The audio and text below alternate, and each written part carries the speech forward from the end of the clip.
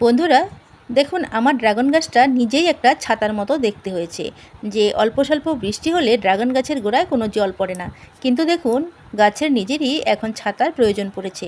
তবে বৃষ্টির জন্য নয়, রোদের জন্য। আজ মে মাসের 29 আর রোদের টেম্পারেচার 36 ডিগ্রিতে পৌঁছে গেছে। তো বন্ধুরা, বাড়িতে যদি ড্রাগন গাছ থাকে তাহলে গ্রিন নেটের ব্যবস্থা না করলেও কোনোভাবে শেডের ব্যবস্থা করে দিন। প্রচণ্ড রোদে গাছ ঝলসে যেতে পারে এবং ডালগুলো হলুদ হয়ে পচন লাগতে পারে। তাছাড়াও কলি ঝরে যাওয়ার সম্ভাবনাও রয়েছে প্রচুর, আর গাছ একটু ঝিমিয়েও পড়তে পারে। তো জমিতে গাছ হলেও এত খারাপ অবস্থা হয় না, কিন্তু টবে যেহেতু অল্প মাটি, একদিকে ছাদের গরম, অন্যদিকে রোদের তাপে টবের মাটিও গরম হয়ে যাচ্ছে। তো এই রকম অবস্থায় গাছের গোড়ায় কিংবা গাছে কোনো জল স্প্রে করা যাবে না।